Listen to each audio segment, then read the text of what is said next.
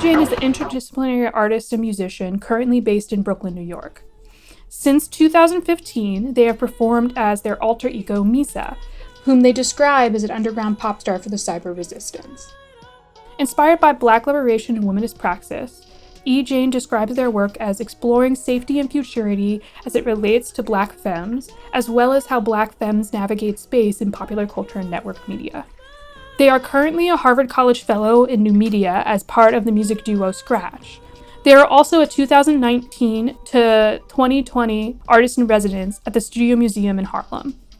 They have presented work at MoMA PS1, MCA Chicago, and elsewhere. I'm Emily Sasmor, and I work as a new media artist. Today is a special episode of RX Studio because we're here at Jane's show at the Kitchen, where there's love overflowing. The exhibition draws upon Jane's archive of the most famous performances of the powerful ballad Home from the 1975 Broadway musical The Wiz, which considered the relevance of the ballad to generations of Black femme divas. The exhibition culminates with Jane taking on the role of their performance persona Misa and performing their own cover of Home.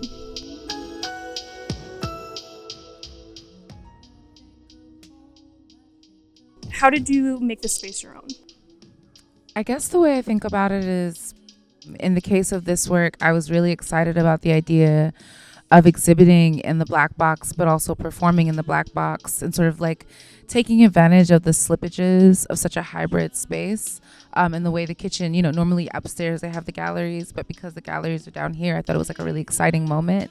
And so in some ways, I think the moment that the Kitchen was in really aligned with like what I wanted to try to do in my own work. When I kind of went to this exhibition, it feels a lot like a continuation of the ideas you brought up in Notebook Manifesto. Do you see it that way? Definitely. I've been looking through the archives for things that feel loving, these like loving gazes, as I've been calling them. Black people like sort of like gaze on each other in like a loving way. I feel like the song Home is so much that. Like it's just this like beautiful moment of like existential like longing. Yeah. And then also these videos where like watching all these women sing this song and sort of like try to embody this space. And I think that's the joy of doing work like that. It's just like it's a positive, loving song, and you sort of like see people with these like, I think the audiences watching these performances are watching maybe with loving gazes. Yeah. But also kind of building off the archives you were talking about, I've noticed that like you use archives a lot in your work. What draws you to archives?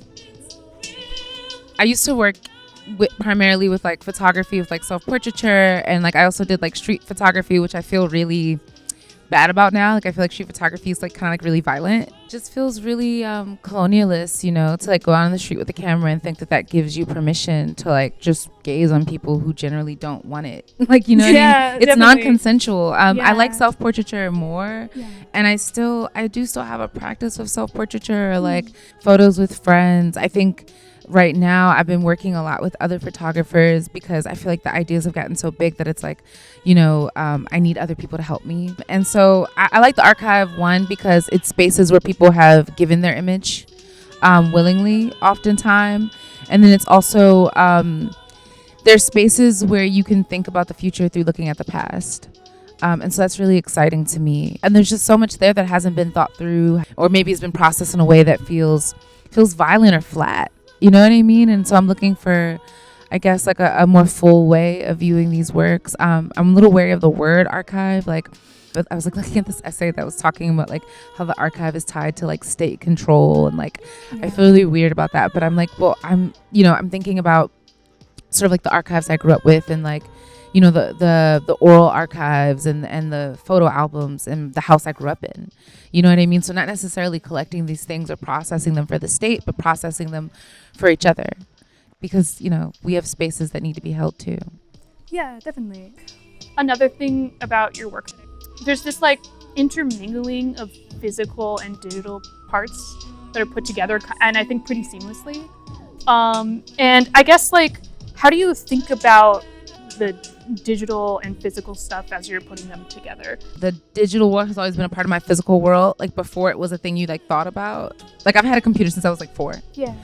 I just think of it as another material, another space that you can make in. Yeah. So for this show, it was like, I wanted to work with AR because I was just thinking about a way to I wanted to make 2D work, but I also didn't want to make 2D work. You know what I mean? I wanted to make new media work, but make it feel 2D. Yeah. It's really like how we experience the internet, right? Because it's layered on top of the world we're in. When Lumi Tan and I were talking about it, I described it as like the effect in Blue's Clues when you jump into the work. Oh, yeah. But in this case, the work jumps to you. Yeah, that's great. I love that. And like for the video in the show, like it is webcam footage. But that was because COVID was happening. And so we were thinking, it's still happening, right? Yeah, and definitely. so people have been thinking, like even like one of the people performing on Rafia is going to be performing virtually because they got COVID. Yeah. Right. So like stuff like that is still happening. And at the time I was I did the performance at Canada Gallery and we had no one in the gallery. I was performing in the front of the gallery and people could watch it on a screen in the window, but then also we had it available via Twitch to watch. And so I took that Twitch footage and that's the ephemera, like the documentation that's playing in the show. I feel like you're really following in the footsteps of a lot of these like really iconic musicians that obviously their names are up on the wall. Musicians who sung like Home from The Wiz.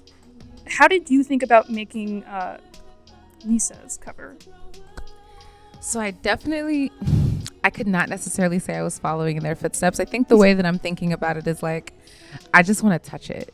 You know what I mean? I just want to play with it. Like, I also sang the song because it's just I just like this song. And I appreciate the people that have done it the best. And if I could do even an inkling, that would be cool. And it feels good to sing.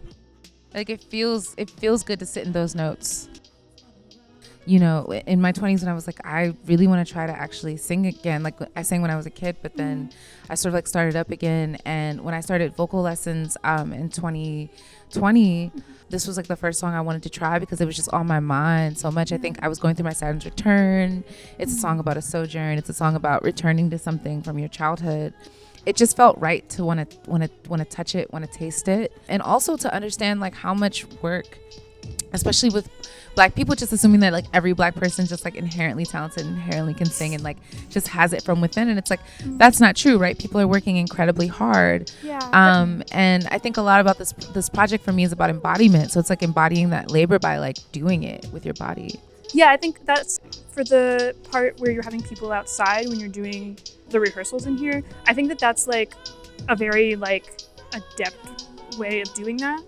I also was like kind of someone who, as younger, I liked singing, and I gave it up because there was no hope for me. But you don't know that. It was pretty bad. But I ended up kind of moving to like making projects where I was doing musical stuff where I didn't sing, and I found that helped me. But I think what you did is like the braver version of it, of like going and like getting lessons and I think you sing really well, and I think it works well. Bless your heart. Bless your heart.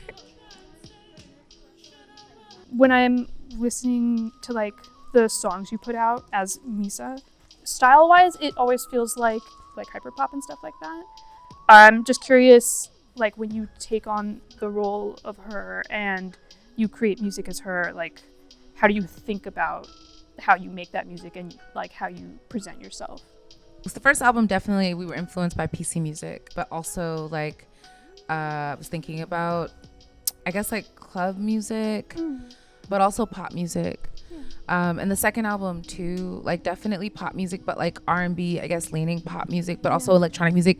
Honestly, I had been on tour where like I got to open for like Dean Blunt and like Lil B at this like festival in like Arizona, and like I was playing all these shows with all these experimental musicians, so I got really bold. And so the second project's kind of like really experimental and really noisy and like minimalist in this way that I felt like I could do because all these boys were doing it. You know what I mean? To be quite frank. I mean, like I definitely get that. That was kind of a long time ago for me. Like the music I'm working on now, I'm definitely trying to think through R&B, but still think through pop. And yeah, I'm still thinking through dance music. Yeah. And I don't talk about it enough because I'm like, I'm shy, but I love rap music so much. But I'm also trying to respond to myself, you know what I mean? So I'm thinking about all these things I want to, I guess, hone in on more. Like I use the word R&B a lot, but I think I got vocal lessons because like, well, what does that mean? Yeah. Like, what does it mean to sing with soul? Yeah. You know what I mean? And so I'm still kind of like trying to work through it, and maybe some new stuff will be coming out in the next year. I don't know. Yeah, I mean, I'm definitely excited to hear it. Thanks. When you like are writing songs, do you do it from your perspective or Misa's perspective? Well, I mean, we share a body, and so in a lot of ways we share a perspective, right? I think that there's a way in which professionalization in school and stuff ask you to be a very specific way, and for me, Misa's like that part of me that I compartmentalized to fit into those spaces, coming out and having space, right? So like who we all are at the club. People ask for a certain type of homogeneity to like move through, and so it's very hard to not be from a certain culture and move through a certain space. So it's really me like trying to return to myself. Yeah, I get that. Do you know what I mean? Yeah, definitely. There's a question we ask every artist we interview. What are you watching on TV? Oh my God, I watch so much on TV. I watch so much television. Okay, Miranda July has a film out. Kajillionaire. Oh, how was that? So good.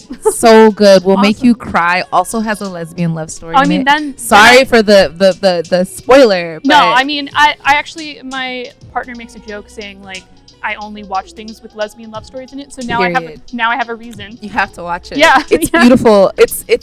It's such a beautiful film. I'm such a big fan of her and her multidisciplinary practice. Yeah. So yeah, I'm planning to watch it again very soon. I'm also watching the show called Made for Love on HBO. And that show's really wild. It's like Yeah. it's about tech actually. Oh, really? And it's about this like woman who her husband's like a tech mogul. It's literally called like Goggle or something. This season like they're doing like mind mapping basically. So they take the chip and they like make like versions of them that can live forever. And but now that digital version wants to be human. That sounds about right. Yeah. It's very interesting to me. Yeah. No, I mean, I think it sounds really interesting. Yeah, it's definitely something. Yeah, I definitely want to check that out.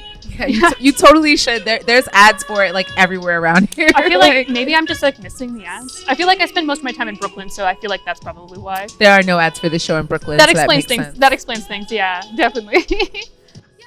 Thank you so much. Like we really appreciate it. Thank you, and I look forward to seeing your work in the world. Oh, thank you. I appreciate that.